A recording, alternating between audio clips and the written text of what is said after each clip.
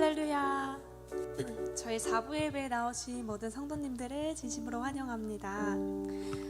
이 시간 찬양할 때 가사에 집중하면서 찬양하길 원하는데요. 내 앞길을 계획해 놓으시고 이끄시는 주님을 생각하면서 찬양하길 원합니다. 찬양하시겠습니다.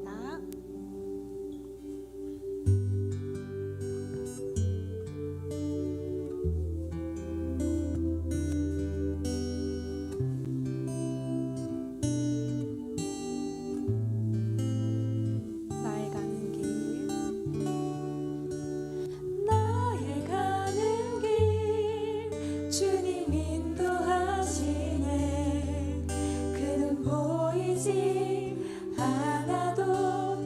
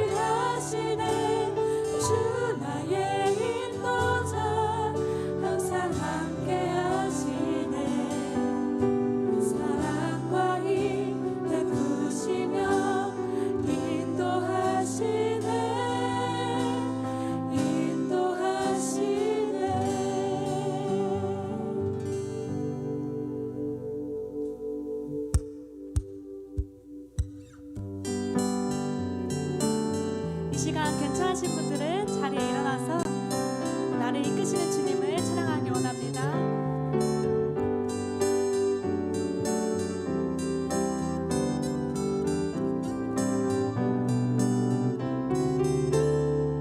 내 앞에 주어진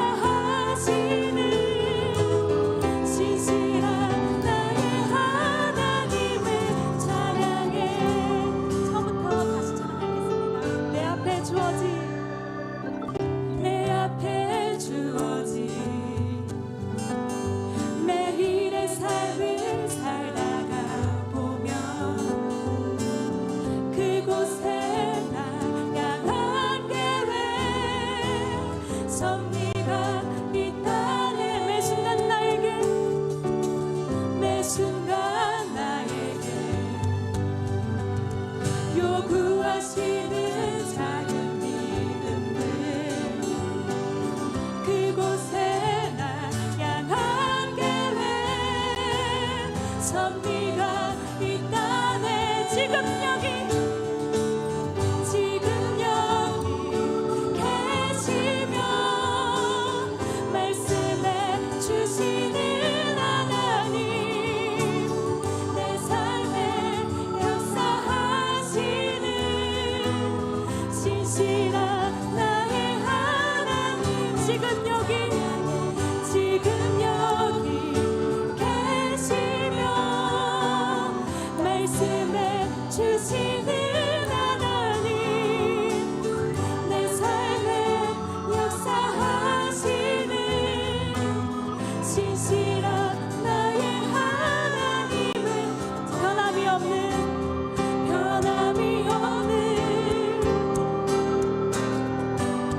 영원한 그 사랑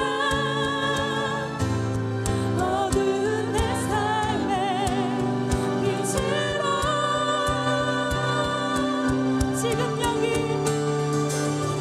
지금 여기 계시며 말씀해 주시는 하나님 내 삶에 역사하시는 신실한 나의 하나님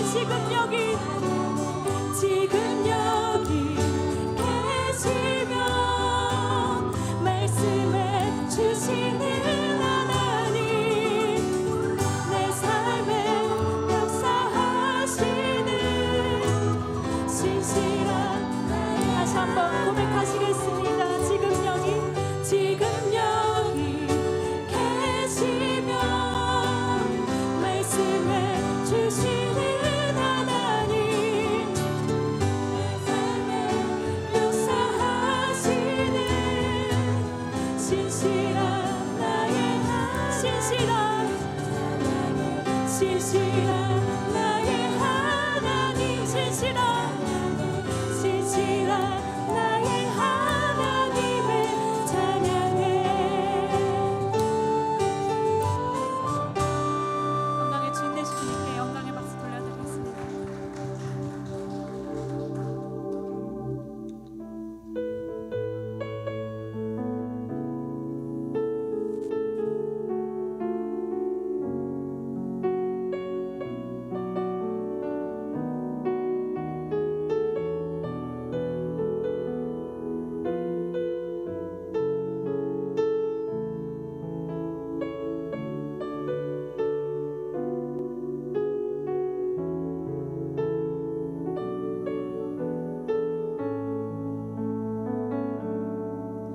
하나님의 부르심에는 결코 실수가 없네.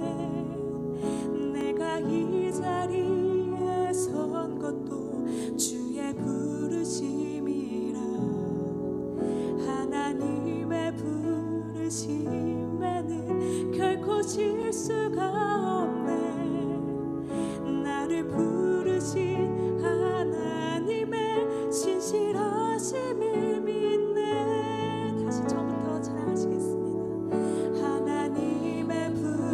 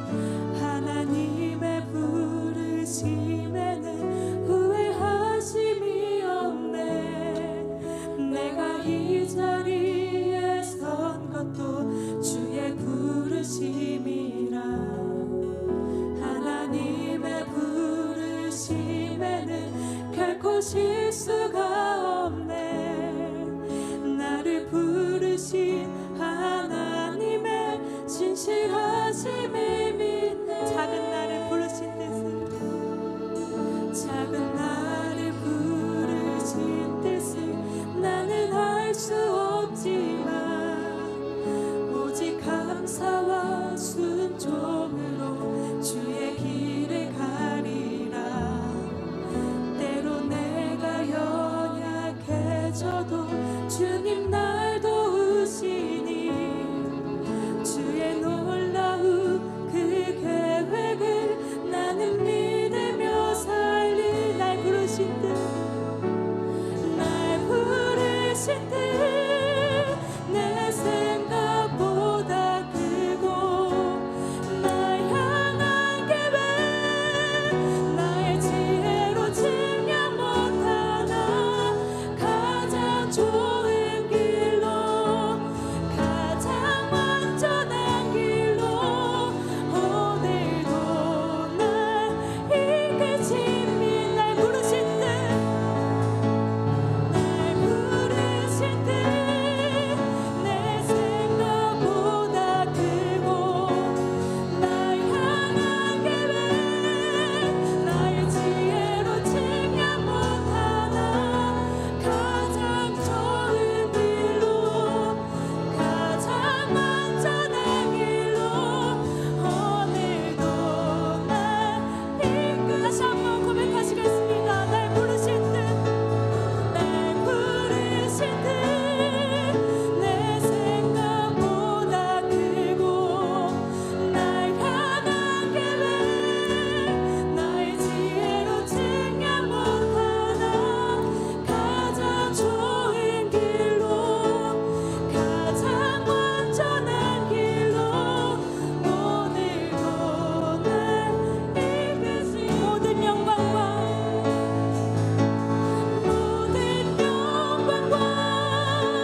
존귀 찬양과 경배를 돌리지어다.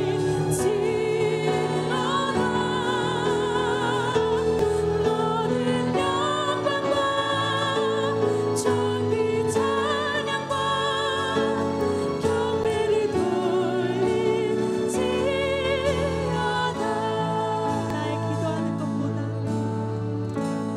나의 기도하는 것보다 더욱 응답하시 하나님.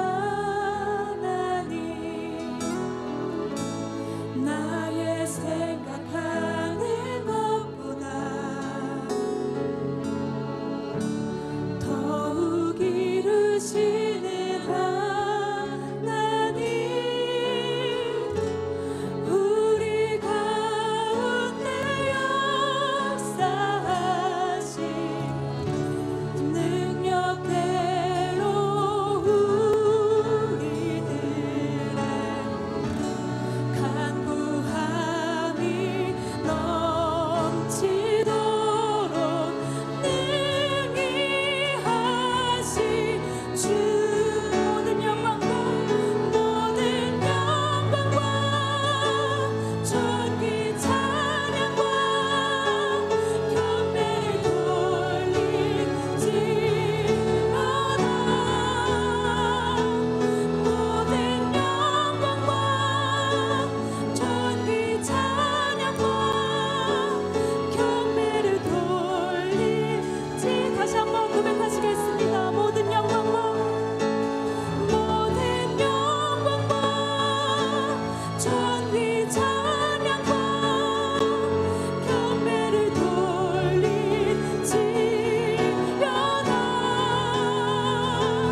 모든 영광과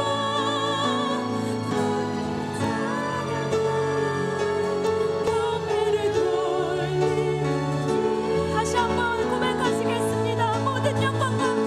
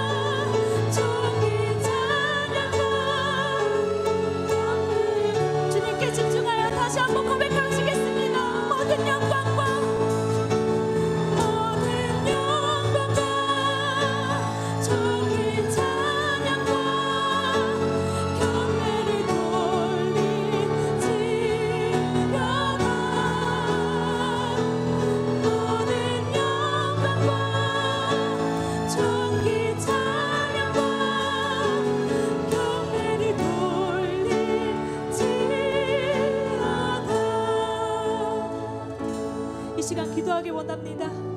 나의 모든 것을 주께 맡기고 나아가기 원합니다. 주님만 바라보길 소망합니다.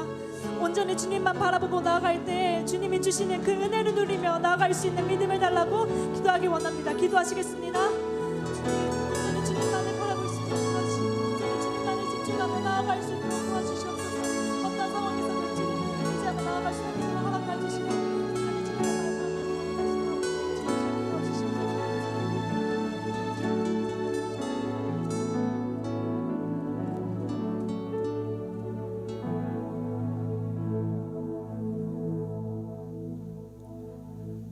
사랑과 은혜가 충만하신 하나님 아버지, 오늘도 우리에게 귀한 주일을 허락하셔서 주님의 사랑하는 자녀들이 이곳에 함께 모여 예배할 수 있도록 인도해 주심에 감사합니다. 한 주간 하나님이 원하시는 모습으로 말씀을 붙잡고 살기보다는 부족한 나의 생각과 육신의 소욕에 마음을 빼앗겨 교만하고 부끄러운 모습으로 지내왔던 것을 고백합니다. 고난주간으로 보내는 이번 한 주만큼은 고난을 이기신 주님의 크고 놀라운 사랑 앞에 낮아지고 감사하는 우리들이 되게 하시고, 주님을 십자가에 못 박게 한 세상과 벗하며 주님의 고난을 구경하듯 살아온 지난날을 돌아보며 회개하길 원합니다. 더 이상 거룩의 형상을 지키기에 급급해 주님께서 가신 십자가의 길을 따르겠다는 고백이 입술에서만 맴도는 것이 아니라 전심으로 결단하고 주님 닮아가는 삶을 살아내므로 십자가의 은혜에 시선이 고정되도록 인도해 주세요. 이 시간 말씀 전하시는 목사님과 함께하여 주셔서 온전한 생명의 말씀이 전해지게 하시고, 듣는 우리와도 함께하여 주셔서 들려지는 말씀을 꿀송이처럼 달게 받을 수 있길 원합니다. 주님 앞에 마음 모아 기도하는 우리 청년부 공동체를 한 사람 한 사람 모두 기억해 주시고, 우리를 통해 주님의 크신 사랑과 이 땅의 주인 되심이 드러나기를 간절히 소망합니다. 예배의 모든 순서 가운데 홀로 영광 받아 주옵시고 예수님의 이름으로 기도드렸습니다. 아멘.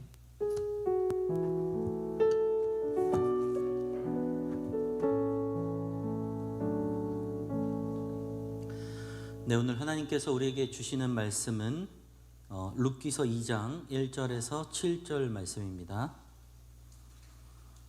구약성경 403페이지에 있습니다.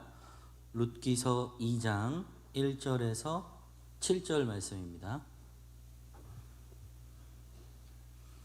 네, 우리 7절인데 함께 합독하기를 원하는데요. 룻기서 2장 1절부터 7절 우리 천천히 한번 합독하도록 하겠습니다. 시작. 나오미의 남편 엘리멜렉의 친족으로 유력한 자가 있으니 그의 이름은 보아스더라. 모압 여인 룻이 나오미에게 이르되 원하건대 내가 밭으로 가서 내가 누구에게 은혜를 입으면 그를 따라서 이삭을 줍겠나이다 하니 나오미아가 그에게 이르되 내 따라 갈지어다 하매 룻이 가서 베는 자를 따라 밭에서 이삭을 줍는데 우연히 엘리멜렉의 친족 보아스에게 속한 밭에 이르렀더라. 마침 보아스가 베들레헴에서부터 와서 베는 자들에게 이르되 여호와께서 너희와 함께 하시기를 원하노라 하니 그들이 대답하되 여호와께서 당신에게 복 주시기를 원하나이다 하니라. 보아스가 베는 자들을 거느린 사환에게 이르되 이는 누구의 소녀냐 하니 베는 자를 거느린 사환이 대답하여 이르되 이는 나오미와 함께 모압 지방에서 돌아온 모압 소년인데 그의 말이 나로 베는 자를 따라 단 사이에서 이삭을 줍게 하소서 하였고 아침부터 와서는 잠시 집에서 쉰 외에 지금까지 계속 중이니라. 아멘. 네, 오늘 말씀을 가지고 하나님의 완전하신 섭리라는 제목으로 하나님의 말씀을 나누겠습니다. 세상에는요, 우연이 있다라고 말하는 사람들이 있습니다. 예를 들면 사람들은 우연히 누구를 만났고 또 마침 그 자리에 있어서 굉장히 대단한 걸 경험하고 또 봤다라고 이야기를 합니다. 과학에서도 인류가 단백질에서 우연히 만들어졌고 그래서 인생도 우연의 연속이라고 생각합니다. 하지만 우리를 만드신 하나님이 계시다고 한다면 그 우연의 문제는 달라진다라는 것이죠. 하나님은 우리를 창조하신 다음에 멀리 서서 그냥 서서 지켜보시는 것이 아니라 방관하는 것이 아니라 우리를 늘 지켜주시고 인도하시는 아주 우리의 삶에서 간섭하시고 밀접하게 관여하는 분이라는 겁니다. 다만 우리 눈에 보이지 않거나 우리가 느끼지 못할 뿐이라는 거예요. 우리는 이것을 하나님의 섭리라고 말합니다. 이 하나님의 섭리는요, 틀림없이 우리의 삶에 관여하지만 운명적인 개념은 아닙니다. 그러니까 우리가 어찌할 수 없는 운명론과 숙명론이 아니라는 거예요. 그것은 우리의 삶의 태도가 어떠하냐에 따라서 하나님의 섭리는 축복으로 임하게 된다라는 겁니다. 그것은 단지 우연이라는 이 가장하는 과면 뒤에 숨은 그 하나님의 섭리가 무엇인지 확인하고 우리의 삶에 보이지 않는 하나님의 섭리를 발견하는 시간이 오늘 되었으면 좋겠습니다. 오늘 본문의 말씀을 살펴보면서 하나님의 완전하신 섭리, 하나님의 완전하신 섭리라는 그 제목으로 여러분들과 함께 말씀을 나누고자 합니다. 오늘 본문의 2장은요, 룻기 이야기의 전개 부분에 해당됩니다. 여기서는 시어머니가 나오미와 함께 이제 베들레헴에 도착했어요. 그리고 룻의 시아버지인 엘리멜록과 친족 관계에 있는 이 보아스를 극적으로 만나게 되는 내용이 오늘 이 본문에 담겨져 있습니다. 그중 본문은 시어머니를 잘 섬기고 봉양하기 위해서 이제 룻이 밭에 나가서 이삭을 줍고 있던 그 룻을 누가 보냐면 보아스가 발견하는 거예요. 그리고 관심을 갖게 됩니다. 룻은 오직 시어머니를 봉양해야겠다라는 마음으로 이삭을 줍기 위해 아무런 계획도 없이 밭에 나간 것이지만 하나님께서는 그녀의 발걸음을 보아스의 밭으로 인도해 주신 것입니다. 우리는 이 같은 본문을 통해서 하나님께서 사람의 역사에 개입하셔서 하나님의 뜻을 주도 면밀하게 완벽하게 완전하게 이루어 가시는 하나님의 섭리를 볼 수 있다는 거예요. 오늘 본문에서 하나님의 완벽하신 섭리라고 볼 수 있는 이 극적인 장면은 룻과 보아스가 만나는 장면입니다. 룻은 늙은 시어머니를 봉양하기 위해 밭에 나가 이삭을 줍겠다고 말하고 우연히 보아스의 밭에 가서 이삭을 줍게 됩니다. 그러니까 원래 자기가 계획하고 보아스 밭에 간 게 아니라 이삭을 주우려고 이렇게 줍다 보니까 그곳이 보아스의 밭이었다라는 거예요. 성경은 이쯤에 보아스도 마침 밭에 이르러 룻을 보게 된다고 말합니다. 마치 우연과 마침의 만남 같지만 이 성경은 인생의 길을 하나님께서 인도하신다라고 말씀하세요. 그리고 보아스는 사환에게 룻에 대해 묻게 됩니다. 사환은 룻의 그 성실함에 대해서 소개해요. 하나님의 섭리 가운데 두 사람은 헤세드를 실천하는 그 자리에서 마주치게 되고 있는 것입니다. 그렇다면 오늘 본문의 말씀을 살펴보면서 완벽하신 하나님의 섭리가 무엇인지를 좀 자세히 살펴보기를 원합니다. 먼저 우리 3절 4절 본문을 함께 볼게요. 제가 읽겠습니다. 룻이 가서 베는 자를 따라 밭에서 이삭을 줍는데 우연히 엘리멜렉의 친족 보아스에게 속한 밭에 이르렀더라. 마침 보아스가 베들레헴에서부터 와서 베는 자들에게 이르되 여호와께서 너희와 함께 하시기를 원하노라 하니 그들이 대답하되 여호와께서 당신에게 복 주시기를 원하나이다 하니라. 자, 2장에서 3절과 4절은 룻과 보아스가 만나는 장면이에요. 그런데 이 둘의 만남을 어떤 식으로 묘사하냐면 먼저 룻은 우연히 보아스의 밭에 갔다라고 말합니다.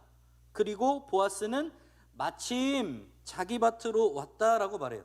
성경은 우연히와 마침을 마치 우연히 만난 것처럼 묘사합니다.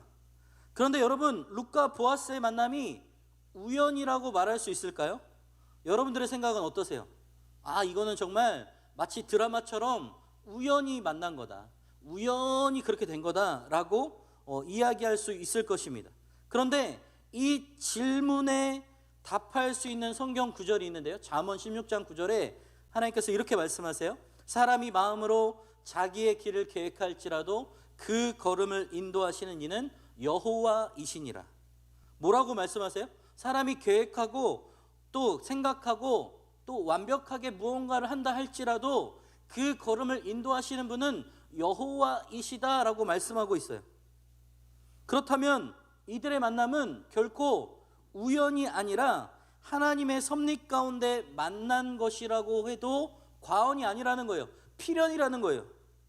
제가 결혼식에서 주례를 하거나 기도할 때 꼭 먼저 이야기하는 기도 제목이 있어요.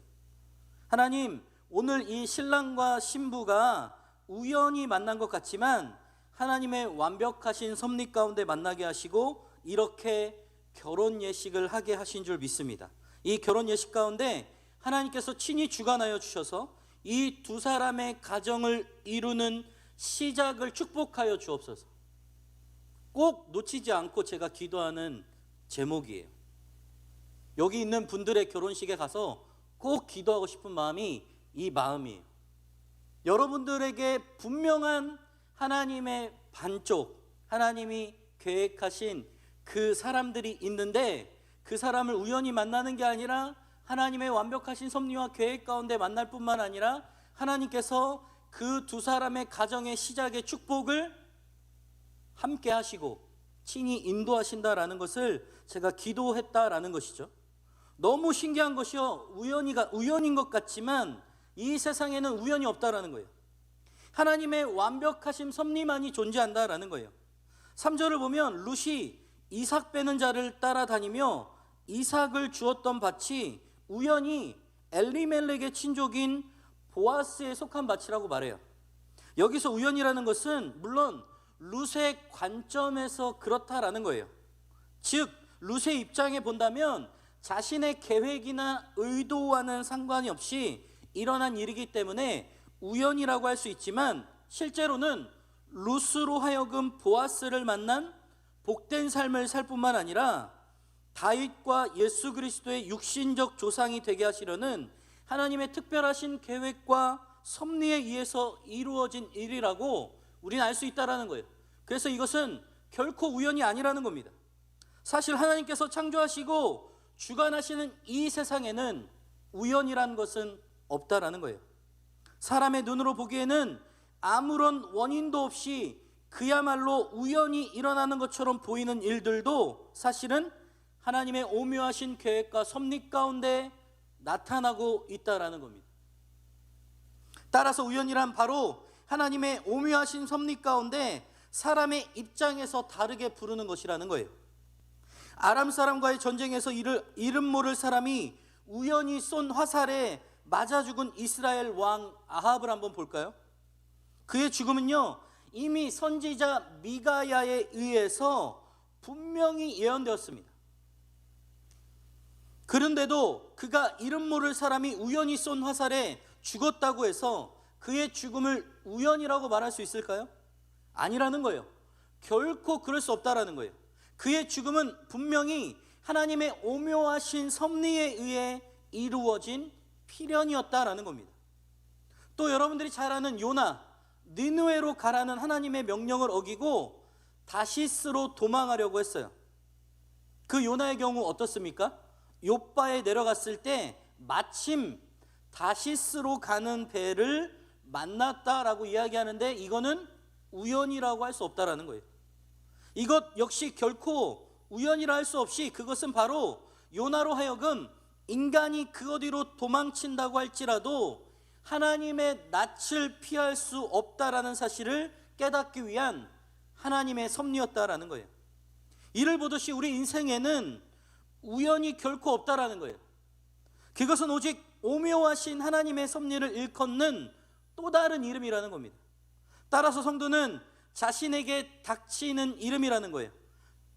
만약 우리가 고난을 당하게 된다면 그 고난은요, 하나님께서 허락하신 하나님의 뜻이 무엇인지를 깊이 생각하고 그 뜻을 깨달아서 그 뜻대로 행해야만 하는 거예요. 또 만약 우리가 엄청난 축복과 기쁨과 감사할 것이 있다면 그 복을 주신 분이 하나님이심을 인정하고 항상 하나님께 영광 돌리는 삶을 살아야만 한다라는 겁니다. 우리가 이처럼 하나님의 뜻대로 이 세상을 주관하시고 다스리시는 그분의 오묘하신 섭리를 우리가 삶에서 인정하고 살 때 우리는 더욱 하나님을 온전히 의지할 수 있다라는 겁니다. 제 고향은 인천이에요. 제가 거의 20살, 20년 가까이 인천에서 살았습니다. 그러니까 제가 태어난 곳이 송도인데요. 그 송도가 그 당시에는 아무것도 없는 이제 갯벌과도 같은 곳이었어요. 바닷가의 그 간척지를 메워서 지금 이제 수많은 아파트 단지 뭐 청라지구가 이렇게 생겼는데 옛날에는 아무것도 없었어요. 거기서 태어나서 이제 고등학교까지 졸업하고 제가 이제 이 안산이라는 곳에 오게 되었는데 이제 고3 때 무렵에 오게 되었어요. 근데 그것도 자의적인 것이 아니었고 정말 아버지가 극에 달하는 이 가정폭력을 피해서 어머니가 피해서 도망 오신 곳이 안산이었고 저도 피해서 어머니 곁으로 온 곳이 안산이었어요. 그래서 오기 전에 인천에 계신 목사님이 이제 교회를 소개해 주셨어요.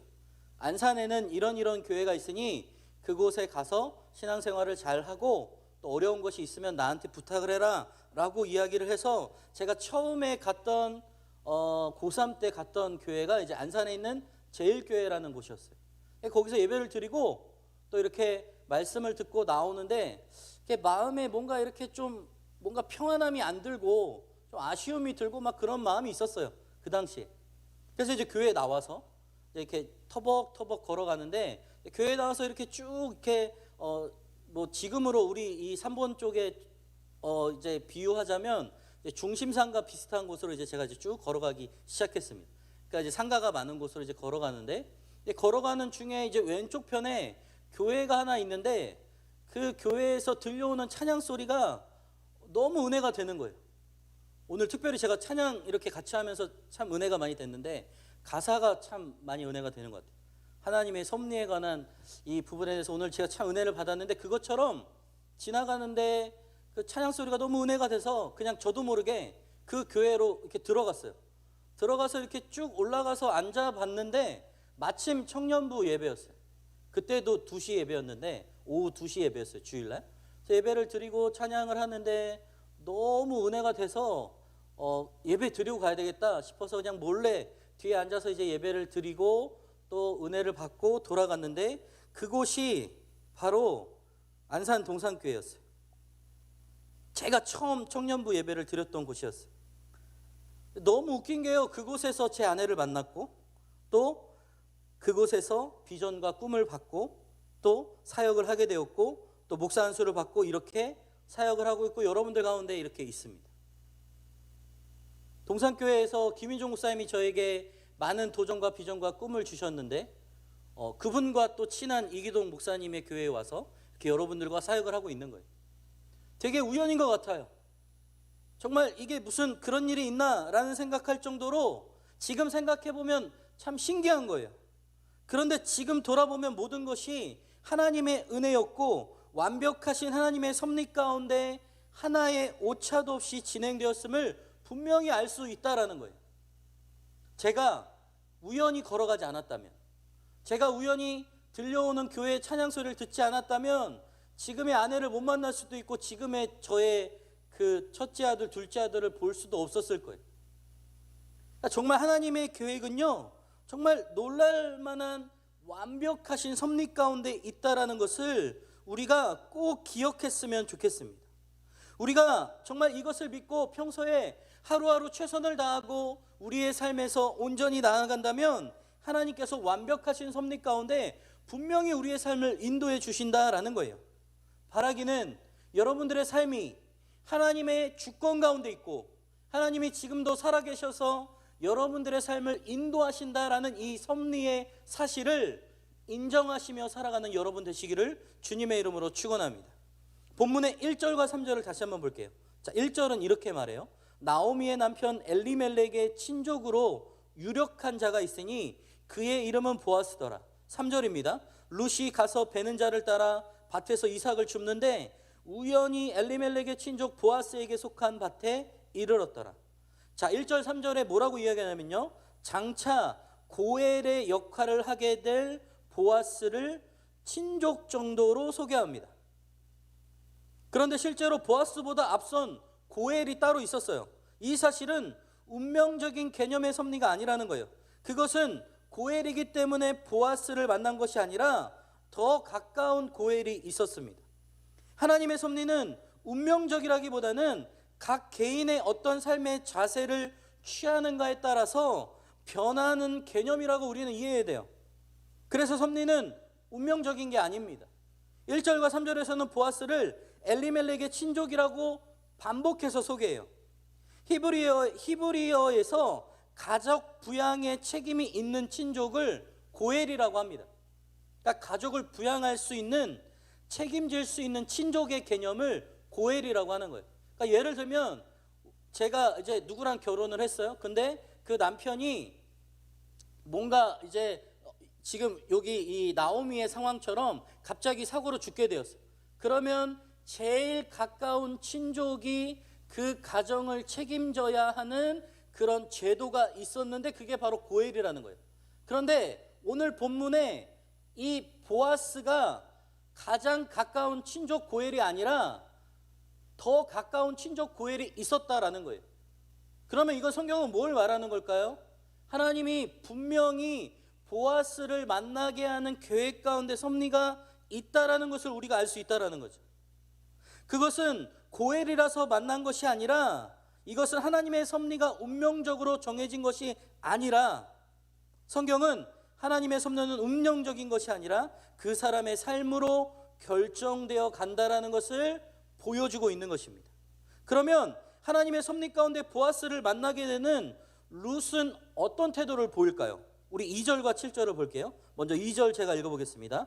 모압 여인 룻이 나오미에게 이르되 원하건대 내가 밭으로 가서 내가 누구에게 은혜를 입으면 그를 따라서 이삭을 줍겠나이다 하니 나오미아가 그에게 이르되 내 따라 갈지어다 하매. 7절이에요. 그의 말이 나로 베는 자를 따라 단 사이에서 이삭을 줍게 하소서 하였고 아침부터 와서는 잠시 집에서 쉰 외에 지금까지 계속하는 중이니이다. 자, 룻이요, 늙은 시어머니를 잘 섬기고 봉양하기 위해서, 실제로는 어떻게든 먹여 살리기 위해서 이삭을 줍겠다라고 말해요. 여러분들, 그러면서도 밭주인이 은혜를 베풀어야 가능하다라는 현실적인 감각도 가지고 있었습니다. 그 당시에는 어떤 풍습이 있었냐면, 이렇게 예를 들면 우리는 가을에 추수하잖아요. 가을에 추수해서 곡식을 얻어요. 근데 이제 곡식을 얻을 때 우리가 모든 100%의 곡식을 얻는 게 아니라 이렇게 흘릴 수도 있고 이렇게 털릴 수도 있잖아요, 옆에. 그런데 오히려 주변에 어려운 사람, 또 이렇게 좀 도울 사람이 있을까 해서 일부러 이렇게 좀 털기도 하고, 좀 그것들은 그냥 다른 사람들이 가져갈 수 있도록 이렇게 전해주는 그런 풍습들이 있었습니다. 그런데 그것도 룻이 뭐라고 이야기하냐면, 밭의 주인이 허락해야 그것도 가능하지 않냐라는 현실적인 감각이 있었던 거예요. 누구보다 현명했던 사람이었죠. 그런 것처럼 성실하게 자신이 하는 일에 최선을 다합니다. 룻은 하나님을 믿음으로 하나님의 헤세드를 실천하고 있었던 거예요. 자, 그러면 반대로 하나님의 섭리 가운데 룻을 만나게 되는 보아스는 어떤 삶의 태도를 취할까요? 우리 4절 말씀을 한번 보겠습니다. 제가 읽어볼게요. 마침 보아스가 베들레헴에서부터 와서 베는 자들에게 이르되 여호와께서 너희와 함께 하시기를 원하노라 하니 그들이 대답하되 여호와께서 당신에게 복 주시기를 원하나이다 하니라. 보아스는요, 그의 종들에게 대등하고 친밀한 관계에서 하는 인사법을 구사하고 있어요. 비록 아랫사람이지만 하나님 앞에서 한 형제처럼 서로 대하는 모습을 보게 됩니다. 이는 보아스의 삶의 방식 역시 헤세드를 실천하는 모습을 나타내는 겁니다. 다시 7절을 보면 보아스의 밭에서 일하는 일꾼들을 거느린 사완이라는 사람이 보아스에게 룻이 아침부터 와서는 잠시 집에서 쉰 외에 지금까지 계속해서 이삭을 줍는 일을 하였다라고 말합니다. 이는 룻이 얼마나 삶에서 적극적이고 성실했냐라는 것을 보여주는 거예요.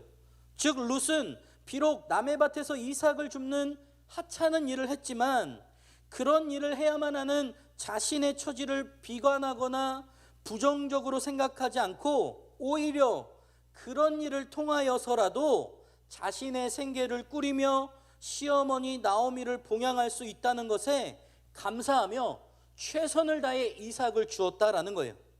이처럼 룻은요, 자신의 삶에서 최선을 다했어요. 그래서 하나님께서는 이런 그녀를 보아스의 눈에 들게 하였고 결국 그의 아내가 되어 풍요롭고 평안한 삶을 살 뿐만 아니라 훗날 다윗과 예수 그리스도의 계보에 이름이 오르는 놀라운 축복을 허락하셨다라는 겁니다.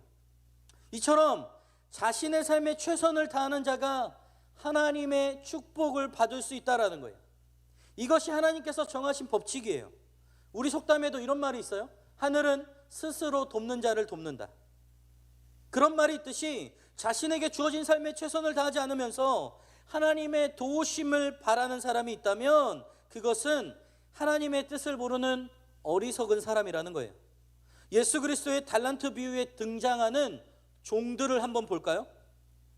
오직 최선을 다하여 일하여 자신이 받은 것으로 이익을 남긴 5달란트 받은 자와 2달란트 받은 자만이 주인의 칭찬과 상급을 받을 수 있었어요. 전혀 일하지 않고 그래서 아무런 이익을 남길 수 없었던 1달란트 받은 종은 칭찬은커녕 상급은커녕 악하고 게으른 종이라고 주인에게 책망과 함께 바깥 어두운 곳에 내어 쫓기는 징벌을 받아야만 했습니다.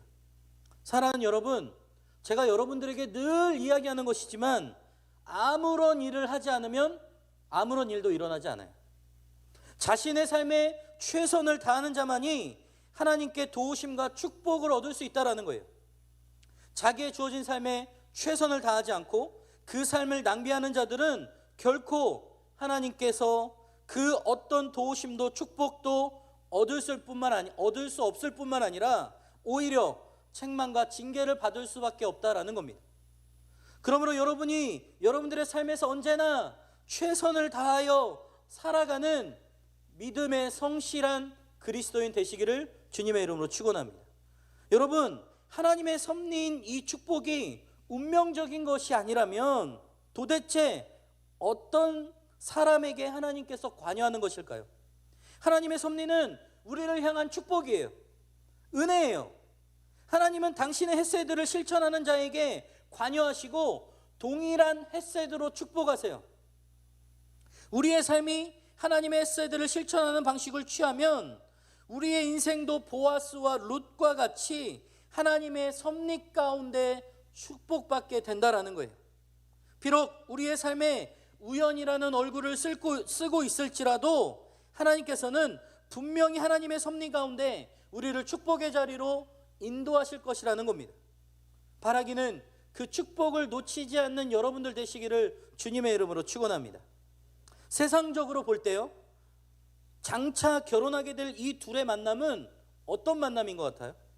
성경은요, 보아스와 룻을 어떻게 소개하는지 본문 1절과 앞선 3장 11절을 제가 한번 읽어드릴게요.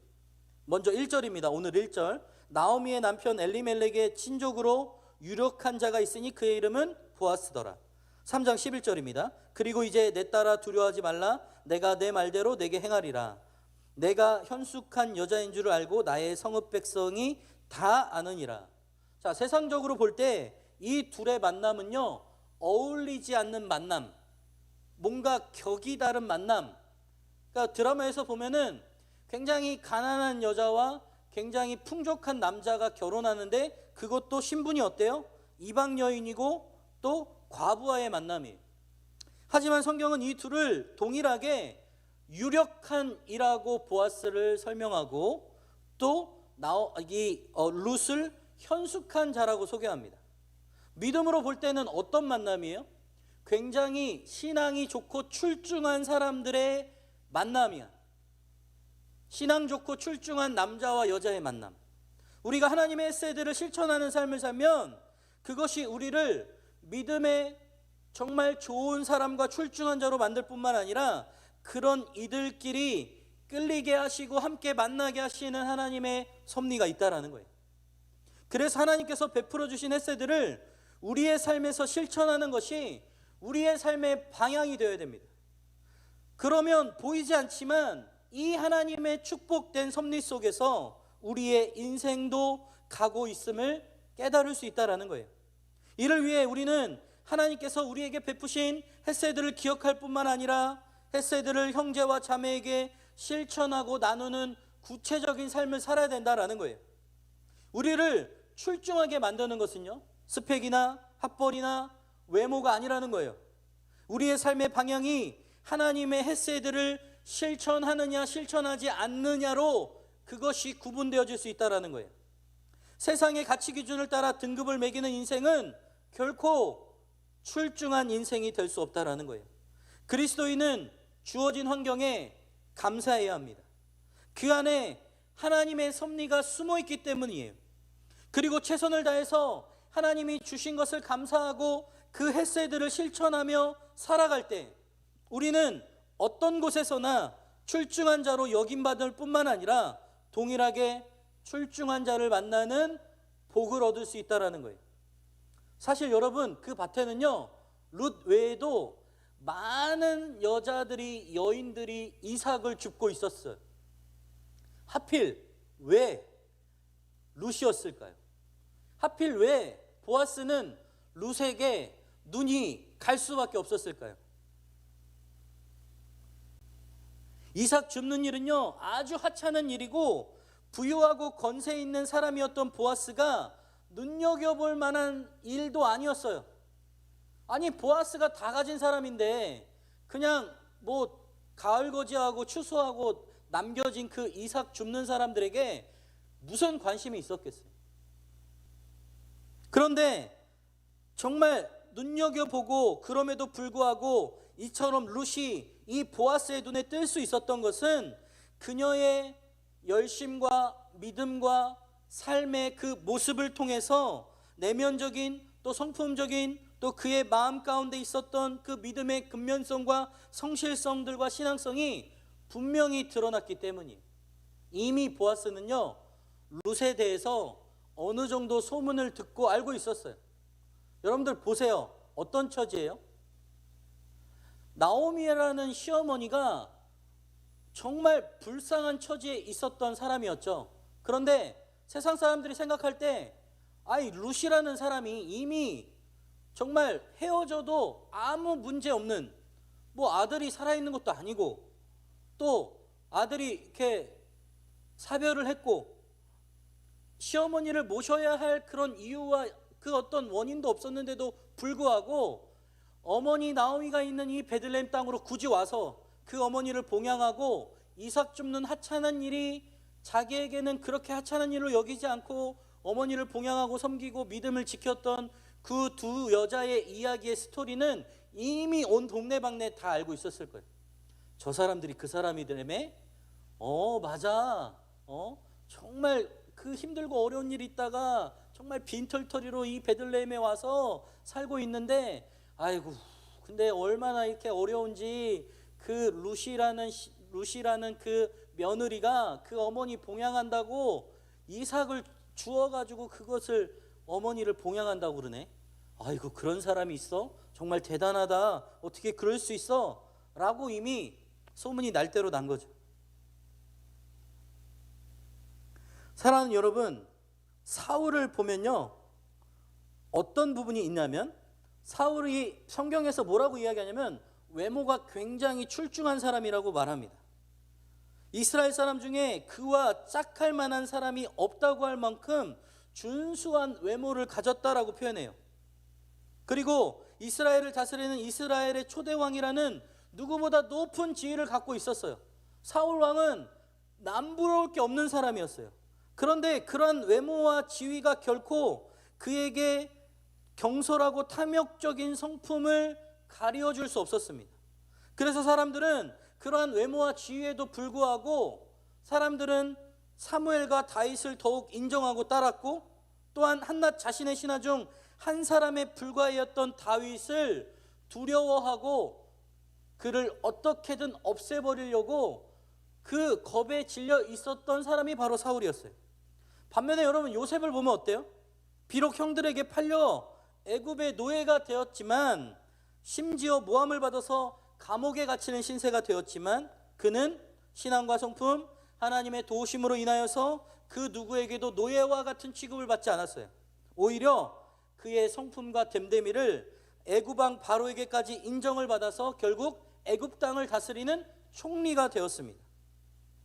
사랑하는 여러분, 우리가 삶에서 아무것도 아닌 것 같지만 우리가 정말 최선을 다하고 섬기고 성실하고 예배하고 기도하고 하나님을 사랑하고 하나님을 위하여 섬기고 살아가는 이 삶은요, 우리의 삶의 성품과 인품과 됨됨이와 우리의 모든 것이 쌓아져가는 하나의 과정이자 시간이에요. 그래서 우리가 하루를 대충 살면 안 되는 거예요. 이 하루를 그냥 아유 뭐 오늘 뭐 별거 있어 먹고 즐기자 하면서 대충 살면 안 되는 게, 나중에 미래의 모습이 오늘이 쌓이고 여러분들의 미래의 모습이 되기 때문이에요. 그래서 성경에서 뭐라고 이야기하냐면 모든 일에 주께 하듯 최선을 다하라고 말해요. 주라는 것은 우리의 주인 되신 분이에요. 그 주인이 우리의 모든 권한과 통치권을 갖고 있다면 어떻게 대할까요? 최선을 다해서 섬기고 어떻게든 그분을 극진하게 모시겠죠. 그러면 여러분들 매사에 우리가 주께 하듯 섬긴다라고 생각해 보세요. 얼마나 열심을 다할 거예요. 얼마나 최선을 다할 거예요. 그런데 그러한 모습이 룻에게 있었다라는 거예요. 근데 룻에게만 있었던 게 아니라 보아스에게도 있었다라는 거예요. 여러분, 우리는요 세상에서 인정받으려고 해요. 우리는 세상에서 말하는 가치의 스펙과 수많은 그 모든 것들을 채우려고 애를 써요. 그러나 정작 우리의 내면에 우리의 삶을 대변하는 성품과 인품과 하나님의 성령이 우리를 만지시는 성령의 9가지의 열매, 온유와 인내와 사랑과 절제와 양선과 자비와 그 수많은 하나님의 귀한 성령의 열매를 기대하거나 바라지 않아요. 왜냐하면 눈에 보이지 않기 때문이에요. 진짜 자매들이 혹하는 형제들이 누군지 아세요? 형제들? 정말 자기 일에 최선을 다하고 나만 사랑해주는 남자를 원합니다. 아유 말해 뭐해 목사님 그걸 말이라고 하세요? 이러는 사람이 있을 줄 알지만 그래도 얘기하는 거예요. 형제들은 어떤 자매를 좋아하는지 아세요? 아 예쁜 여자잖아요 뭐 이렇게 얘기할 수도 있어요. 물론 예쁜 게 무기가 될 수 있고 또 많이 좋아하죠. 그런데 정말 내면의 아름다움을 소유한 자매를 형제들도 좋아하게 되어 있습니다. 왜냐하면 우리를 창조하신 하나님의 섭리의 원리가 그래요. 서로 조화를 이루고 하나가 되어서 함께 하나님의 영광과 나라를 위하여 살도록 남자와 여자를 만나게 하셨기 때문에 그래요. 그리고 가정을 이룹니다. 이 가정을 이룰 때 두 사람이 하나님의 그 말씀 가운데 서로 하나 되어 가면서 하나님이 주신 것을 감사함으로 여기며 하나님의 뜻대로 헤세드의 실천을 살아가는 가정을 하나님께서는 지금도 꿈꾸세요. 그리고 여러분들이 그 누군가를 만나기 위해 지금도 애타게 찾으시면서 여러분들과 꼭 맞는 사람을 계획하고 계신다라는 거예요. 안 믿으시죠? 표정이 그래. 믿어야 돼. 그래야 하나님께서 여러분들의 삶에 보아스와 이 룻의 만남을 허락하세요. 믿지도 않는데 허락하면 어떨까요? 하나님이 주셨다라고 생각 안 해요. 제가 무슨 말을 하고 싶냐면 여러분들의 삶에서 날마다 매일매일의 하나님의 삶을 실천하고 섬기고 감사함으로 나아갈 때 그것이 쌓이고 쌓여서 정말 우연인 것 같지만 하나님의 섭리의 축복이 이루어지는 것이지, 갑자기 무슨 지나가다가 3번역 앞에서 넘어졌는데 나를 이렇게 괜찮아요 잡아준 사람이 어머 그 사람이었어 할렐루야 그래서 눈이 뾰로롱 하면서 만났던 그 사람과 결혼할까요? 물론 그럴 수도 있어요. 그런데 정말 중요한 것은 무엇이냐면 우리가 삶에서 그 하나님의 믿음대로 살아가는 삶의 실천을 날마다 하지 않으면 결코 여러분들의 삶에 이러한 만남의 축복과 하나님의 역사가 일어나지 않는다라는 거예요. 믿지 않으면, 여러분들이 그것을 인정하지 않으면 하나님께서 허락하지 않으세요. 하나님이 주시기 싫어서 안 주시는 게 아니라 여러분들이 그것을 정말 하나님의 것으로 감사함으로 여기고 하나님의 영광을 위하여 살아가는 것이 우리의 삶의, 우리의 인생의 가치의 가장 최우선이기 때문에 하나님은 그걸 깨닫기까지 여러분들을 인내하시는 거예요. 기다리시는 거예요. 그러니까 지금 우리는 훈련의 과정에 있는 거예요.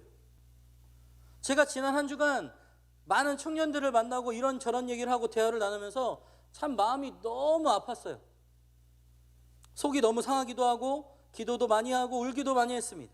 왜냐하면 제가 청년의 시절에 고민하고 아파했던 저마다 일들로 고민하고 아파하는 청년들의 마음이 절실히 느껴졌기 때문이에요. 오늘 말씀 준비하면서 어떻게 하나님의 마음을 내가 전할 수 있을까? 정말 고민 많이 하고 기도하고 이 자리에 왔어요. 그런데 제가 더 마음을 아프게 하는 것은 너무 자신을 사랑하고 계시고 귀하게 여기시는 이 하나님을 모른 채 살아가는 청년들의 모습을 보니까 너무 제 마음에 속이 상하는 거예요. 어떤 청년이 뭘 잘못했다 이런 이야기를 하는 게 아니라 하나님께서는 한 사람 한 사람 여전히 그를 사랑하고 계시고 귀하게 여기고 계시고 하나님의 완벽하신 섭리와 계획 가운데 바라보고 계시는데 너무 다른 곳을 쳐다보고 있는 거예요. 다른 곳에 생각이 집중되어져 있는 거예요. 세상의 가치와 기준, 또 내가 생각하는 것, 나의 계획, 나의 비전과 꿈, 야망에 사로잡혀서 눈에 보이는 이 세상의 가치와 기준을 온통 가득 담고 하나님 왜 이러시죠? 하나님 왜 내 삶에 주관하시지 않으시고 역사하시지도 않으시고 개입하지도 않으시고 도대체 저는 사랑하지 않으신가 봐요 라고 이야기하는 사람들이 있었다라는 거예요. 눈에 보이는 세상의 가치와 기준은 우리를 절망하게 하고 초라하게 만들고 좌절하게 만들고 이 세상에 나 같은 존재는 필요 없다라고 말해요. 그래서 그렇게 마음이 아플 수가 없어요. 세상에서 내가 제일 못났고 제일 불쌍하고 도저히 뭘 어떻게 해야 할지 모르는 거예요. 제가 여러분들의 나이 때 그랬어요. 가진 것도 없어요. 오로지 빚만 1억 가까이 있고 집안에는 덕지덕지 빨간 닥지 붙여져 있고 매일매일 사채업자가 찾아와서 죽인다 살린다 말하고 있고 갈 데가 없어요. 형제도 버리고 어머니도 버리고 저 혼자 덩그러니 남았어요. 오갈 데도 없고 잘 데도 없고 노숙이나 하면서 어느 순간 제 인생에 해안이 찾아오기 시작했어요. 야, 진짜 이렇게 살 바에 죽는 게 낫겠다. 아, 세상에서 나는 정말 가치 없는 사람이구나. 아, 벌레 같은 사람이구나. 내가 이런 인생 왜 살아야 되지? 차라리 죽어서 빨리 이 인생 끝나는 게 낫겠다 싶은 마음이 내 마음 가운데 확 자리 잡기 시작하는데 진짜 살기 싫더라고요. 그리고 정말 그렇게 해서는 안 되는데 제가 결단하고 자살하려고 별 시도를 다 해봤어요. 약을 털어 먹어보기도 하고 물에 빠져보기도 하고 차 몰고 낭떠러지에 떨어지려고 해서 시도도 해보고 근데 그때마다 하나님이 저를 감사하게 살려주셨어요. 어느 순간 하나님께서 저를 깊이 만나주시는데 제가 느꼈던 그 하나님의 사랑이 어떤 사랑인지 아세요? 그 누구보다 나를 사랑하고 계시고 내가 태어나기 전부터 내가 성장하는 그 과정부터 이 지금의 순간까지 나의 시선을 놓치지 않으셨던 하나님, 나의 손을 놓으시지 않으셨던 하나님, 나를 한 번도 사랑하지 않았다라고 말하시지 않는 하나님, 나를 초라하게 하지 않으시는 하나님, 그 하나님을 깊이 만날 수 있었어요. 세상에 다른 사람은 어떨지 몰라도 나를 창조하시고 나를 인도하시는 그분이 나를 사랑하고 이 세상 그 무엇보다 나를 가치 있다라고 말씀하고 계신 거예요. 그리고 그런 소중한 나를 사랑하셔서 내 아들 독자 예수 그리스도를 십자가에 죽이기까지 나를 살리고 싶어서 사랑하신 분이 바로 하나님이라는 거예요. 그 하나님이 여러분들을 지금 사랑하고 계세요. 더 놀라운 사실은 그 십자가에 달려 돌아가셨던 예수님이 3일 만에 부활하셨고 그 사실을 믿는 나를 자녀 삼아 주셨을 뿐만 아니라 너를 영원한 생명 가운데로 인도하셨다라는 마음을 저에게 깊이 전해주셨어요. 여러분, 그 사랑은요 완전하신 사랑이고 완벽하신 하나님의 사랑이고 이 세상에 가장 최고의 가치 있는 선물이에요. 그거보다 더한 것은 없어요. 예수보다 귀한 것은 없어요. 예수가 기독교 신앙의 핵심이에요. 그게 우리의 인생의 전부예요. 우리는 바로 그런 사람들이에요. 예수님의 목숨값을 지불하고, 얼마짜리예요? 예수님짜리. 예수님의 목숨값을 지불하고 이 자리에 앉아있는 사람이 바로 여러분들이라는 거예요. 그런데 세상에서 조금 나를 뭐라고 한다고, 세상이 나를 알아주지 않는다고 좌절하고 낭망하고 넘어져서 아무것도 하지 않으면 정말 슬퍼하시고 안타까워하시고 지금도 애타게 중보하시는 분이 누구냐면 하늘 우편에 계신 예수 그리스도라는 거예요. 그리고 성령 하나님께서 탄식하는 마음으로 우리를 보고 계세요. 사랑하는 여러분, 여러분들의 인생이 얼마나 힘들고 어렵고 어떤 상황 가운데 있는지 모르겠어요. 그런데 누구보다 여러분 한 분 한 분을 하나님은 가치 있다라고 말씀하고 계시고, 여러분들을 그 무엇보다 귀하게 여기시면서 그 아들 독자 예수 그리스도를 죽이기까지 우리의 죄를 다 담당하시고 3일 만에 부활하셨던 그 완전하신 십자가의 사랑을 우리는 다시 바라봐야 돼요. 그리고 그 은혜를 사모하며 우리가 있는 이 자리에서 최선을 다하며 하나님을 사랑하고 이웃을 사랑하며 하나님의 햇새들을 묵묵히 실천하는 삶을 살아갈 때 하나님께서 우리의 삶을 역사하실 뿐만 아니라 하나님의 완벽하신 섭리 가운데 우리를 축복하여 주실 줄 믿습니다. 사랑하는 여러분, 그렇게 하루하루 살다가 보면요, 정말 놀랍게도 우연인 것 같지만 하나님의 완벽하신 섭리 가운데 우리를 축복으로 베풀어 주신다라는 거예요. 우리를 세상에서 누구보다 출중하게 해주실 줄 믿습니다. 그래서 우리는 그 하나님의 햇새드의 축복을 누리는 여러분 모두가 되시기를 주님의 이름으로 축원합니다. 말씀의 결론을 맺겠습니다. 나오미와 룻은요, 남의 밭에 가서 이삭을 줍지 않으면 생계를 꾸려나갈 수 없을 만큼 절박한 상황에 놓여 있었어요. 하나님께서는 결코 하나님의 도우심을 바라며 하나님의 품으로 찾아온 그들을 이처럼 비참한 지경에 버려두지 않으셨어요. 나오미의 며느리인 룻을 인도하셔서 그들의 친족이고 또한 유력한 인물인 보아스를 만나게 하셨어요. 이러한 만남은 그들의 삶이 회복되는 극적인 전환점이 되었어요. 이처럼 하나님께서는요, 결코 하나님의 긍휼히 여기심을 바라고 하나님을 찾는 자들을 고난 가운데 버려두지 않으세요. 반드시 그들을 도우셔서 그들로 하여금 모든 고난을 이기고 풍성한 삶을 회복하도록 만드세요. 그러므로 사랑하는 여러분, 우리가 어떠한 고난과 상황과 어려움에 있을지라도 결코 낙심해서는 안 돼요. 다시 오뚜기처럼 일어나서 하나님을 바라봐야 됩니다. 그리고 더 하나님을 더 찾아야 돼요. 더 하나님을 위하여 기도해야 돼요. 햇세드의 삶을 방해하는 게 뭔지 아세요? 죄와 잘못된 선입관, 하나님의 말씀을 잘 모르는 것, 하나님의 베푸신 햇세드를 기억하지 못하는 것, 부정적인 생각들, 감사하지 않는 것들, 상처와 분노, 많은 것들이 있어요.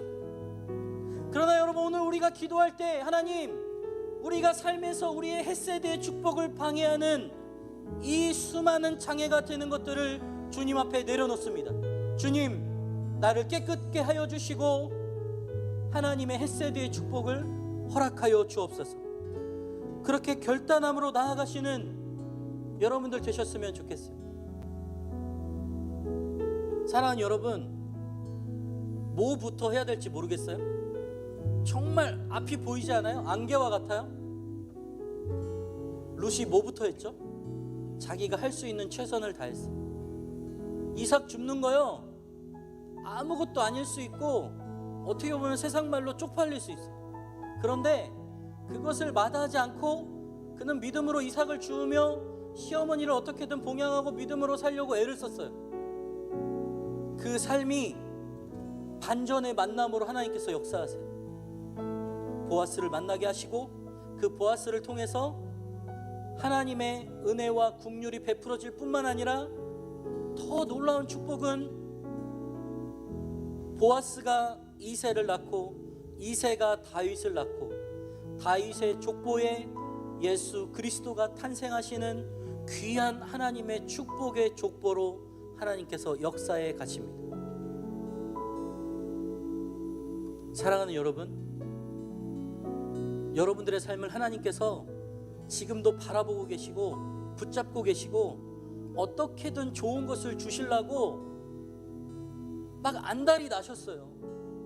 근데 우리만 자꾸 딴 데 보는 거야. 우리만 자꾸 다른 곳에 집중되어져 있는 거야. 아니, 선물을 주려고 하는데 나를 쳐다보지를 않아. 아니, 내가 무언가를 주려고 하는데 나를 보지도 않고 다른 곳에 집중되어서 아랑곳하지 않는 거예요. 하나님의 짝사랑이 속히 끝나야 돼요. 하나님의 그 사랑을 우리가 기억하고 다시 그 하나님과 정말 깊은 만남 가운데 하나님의 사랑을 경험해야 된다라는 거예요. 근데 자꾸 우리가 다른 곳을 보고 세상을 바라보고 하나님이 없는 것처럼 말하면 누구보다 하나님이 더 아파하고 계시고 힘들어하고 계시다라는 거예요. 사랑하는 여러분, 다시 하나님을 바라보십시다. 이번 한 주간이 예수님께서 십자가에 달려 돌아가시고 고난당하신 고통의 고난 주간이에요. 한 주간 여러분들 무언가 내려놓을 거 내려놓으면서 하나님께 집중하셨으면 좋겠어요.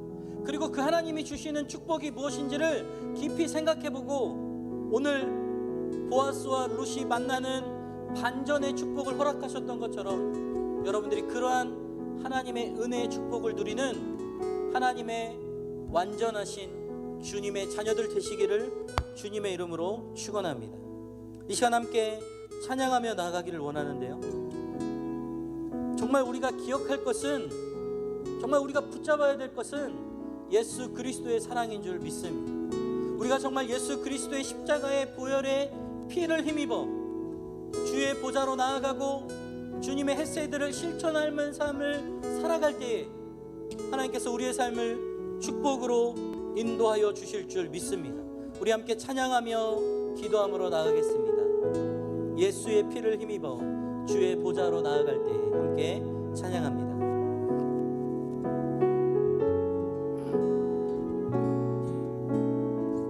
주의 보좌로 나아갈 때에 보좌로 나아갈 때에 어떻게 나가야 할까? 나를 구원한 주의 십자가 그것을 믿으며 가네. 주의 보좌로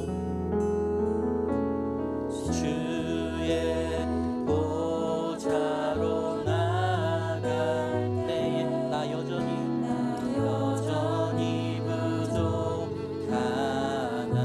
나를 품으신 주의 그 사랑, 나를 품으신 주의 그 사랑 그것을 믿으며 가네. 자격 없는 내 힘이 아닌 자격 없는 내 힘이 아닌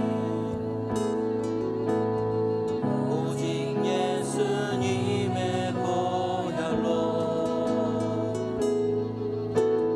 자격 없는 내 힘이 아닌 오직 예수님의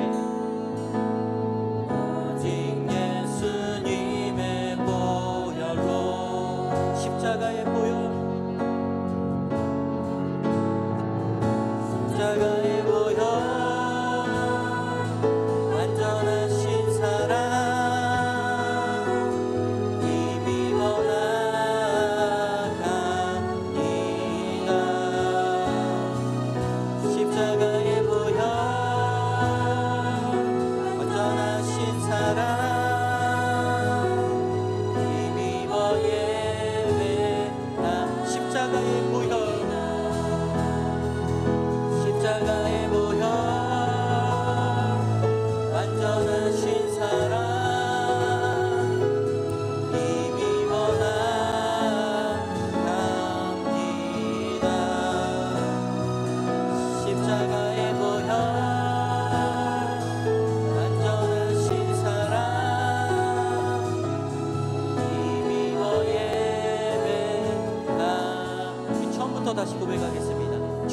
보좌로 나아갈 때에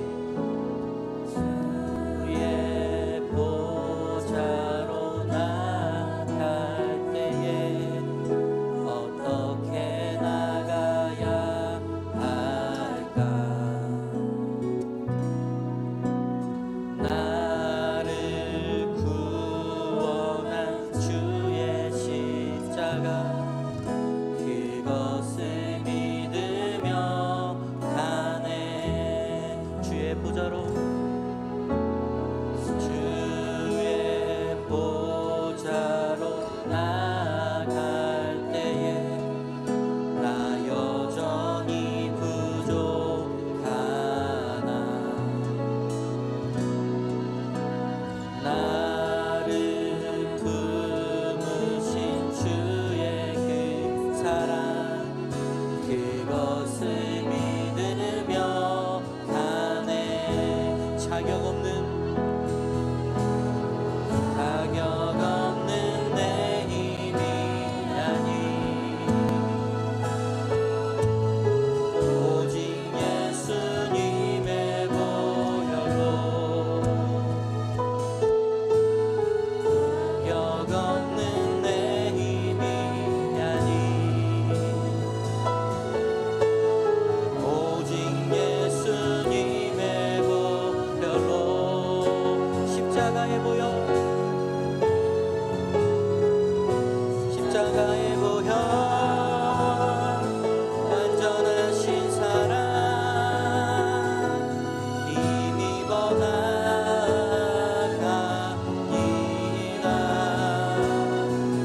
십자가의 보혈 완전하신 사랑 힘입어 예배하. 십자가의 보혈 십자가의 보혈 완전하신 사랑 힘입어 나아갑니다.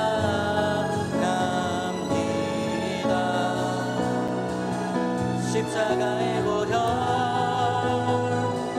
완전하신 사랑 힘입어 예배. 한 번 더요. 십자가의 보혈 십자가의 보혈 완전하신 사랑 힘입어 나아갑니다.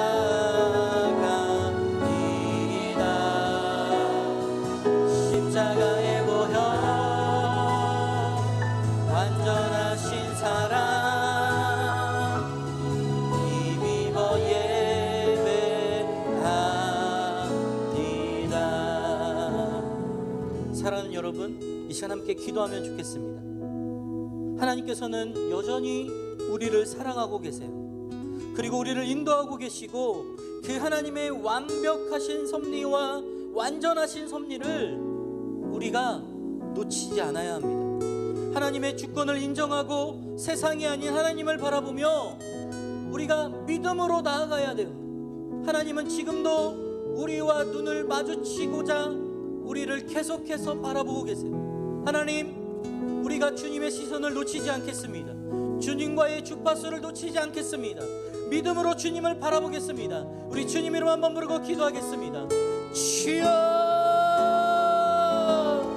하나님 아버지, 우리가 세상 가운데 참 힘들고 어려운 수많은 고난과 어려움 가운데 있지만 우리가 주님을 바라보며 햇세대의 삶의 은혜를 바라보며 나아가기를 원합니다.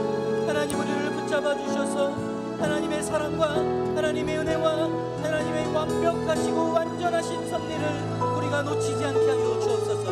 우리의 삶에서 그 하나님의 사랑을 붙들고 하나님의 뜻을 따라 하나님의 마음을 따라 섬기며 살아가는 우리 모두가 되게 하여 주옵소서. 하나님, 우리의 삶을 주관하시는 분은 오직 하나님인 줄 믿사오니 우리가 그 하나님을 믿고 하나님의 주권을 인정하며 살아가며 하나님의 뜻을 따라 순종하며 살아가는 우리 모두가 되게 하여 주옵소서. 하나님, 룻과 보아스의 만남처럼 그들의 삶이 평소와 삶에서 죽게 하듯 최선을 다했던 그들의 삶이 하나님의 귀한 축복의 만남으로 이어졌던 것처럼 우리의 삶도 주님 주님께서 주관하여 주시고 주님께서 역사하여 주옵소서. 이 시간 한 가지 더 기도하기 원하는 것은요, 하나님 오늘 말씀을 통해서 사람이 마음으로 그 무엇을 계획하고 완벽하다고 생각한다 할지라도 그 걸음을 인도하시는 분은 오직 여호와 하나님인 줄 믿습니다.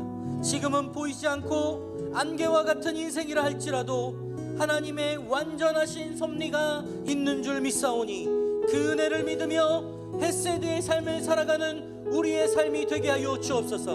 우리 주님 이름 한번 부르고 기도하겠습니다. 주여 하나님, 우리의 삶이 우리의 생각과 계획대로 아버지 하나님 나아간다 할지라도 그 걸음을 인도하시는 분은 여호와이신 줄 믿습니다. 우리의 삶을 주장하여 주셔서 우리의 삶을 주권적으로 붙들어 주셔서 우리를 인도하시는 분은 여호와 하나님인 줄 믿사오니 하나님, 우리의 인생을 우리가 살아가는 것이 아니라 우리의 인생을 우리가 계획하는 것이 아니라 하나님이 인도하시는 삶의 섭리를 따라 나아가는 우리의 삶이 되게 하여 주옵소서. 하나님, 하나님의 주권을 믿고 하나님 앞에 최선을 다하며 실천할 뿐만 아니라 우리의 삶에서 그 하나님의 헷세드의 신앙을 품고 나아가는 우리의 삶이 되게 하여 주옵소서. 하나님, 우리의 인생이 주님의 붙들린 인생 되게 하여 주시고 주님이 역사하시고 간섭하시는 그 하나님의 섭리를 믿고 나아가는 우리의 삶이 되게 하여 주옵소서. 사랑의 하나님, 감사합니다. 오늘 말씀을 통하여 나오미와 보아스의 만남이 우연이 아닌 하나님의 완전하신 섭리이며 은혜임을 깨닫게 하여 주시니 참으로 감사를 드립니다. 나오미와 보아스처럼 헷세드의 은혜를 실천하며 하나님의 주권을 믿는 실천의 신앙을 살아가게 하여 주옵소서. 늘 그 완전하신 하나님의 섭리를 기억하고 기도할 뿐만 아니라 헷세드의 삶을 실천하고 살아가는 우리 모두가 되게 하여 주옵소서.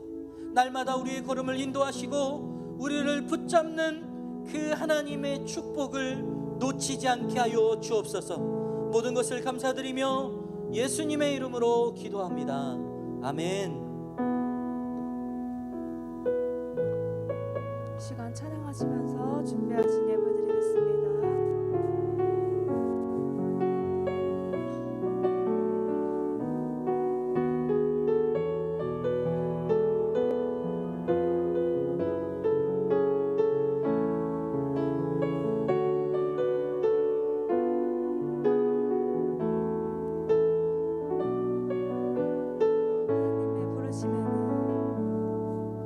하나님의 부르심에는 후회하심이 없네.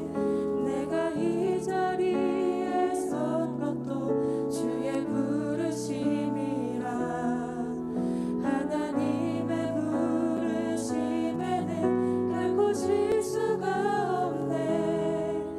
나를 부르신 하나님의 신실하심에 믿네. 작은 나를 부르신 뜻을 나는 알 수 없지만 오직 감사와 순종으로 주의 길을 가리라. 때로 내가 연약해져도 주님 날 도우시니 주의 놀라운 그 계획을 나는 믿으며 살리. 날 부르신 듯 내 생각보다 크고 날 향한 계획 나의 지혜로 측량 못하나 가장 좋은 길로 가장 완전한 길로 오늘도 날 이끄십니다. 하나님 감사합니다. 오늘도 주님 앞에 나와 예배하며 또 기쁨과 감사함으로 드리는 이 헌금을 기뻐 받아주시고 하나님의 나라와 영광을 위하여 쓰임받을 수 있도록 하나님께서 역사하여 주옵소서. 오늘 주신 말씀처럼 세상에는 우연이 없으며 완벽하시고 완전하신 하나님의 섭리만이 있음을 깨닫게 하여 주시니 감사합니다. 나오미와 보아스처럼 하나님의 주권을 인정하며 헤세드의 은혜의 삶을 살아가게 하여 주옵소서. 주님, 저 문을 열고 나가면 세상입니다. 또 한 주간 세상 가운데 살아갈 때에 세상은 본받기 쉽고 따르기 쉬우나 주님의 말씀은 지키기 어려워 성령 하나님께서 늘 인도하여 주셔서 세상에서 온전히 승리하는 주님의 그리스도인들 되게 하여 주옵소서. 지금은 우리 주 예수 그리스도의 은혜와 하나님 아버지의 극진하신 사랑하심과 성령 하나님의 위로 충만 교통하심이 오늘 말씀을 통해 이 세상은 결코 우연이 없으며 완전하시고 완벽하신 하나님의 섭리만이 있다는 것을 깨닫고 날마다 하나님의 주권을 인정하며 하나님의 헤세드의 은혜로 살기로 작정한 온 성도들과 청년들과 교회 위에 민족과 열방 위에 이제로부터 영원까지 함께 있을지어다. 아멘.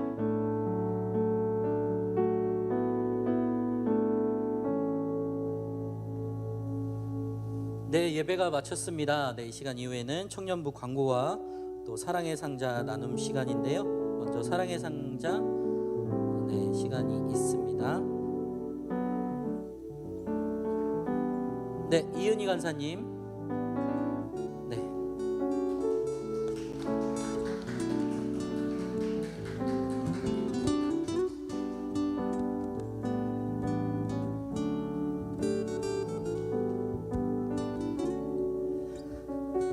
네, 이 시간은 광고 시간인데요. 우리 또 광고 나올 때 박수로 환영하겠습니다. 박수로 환영합니다.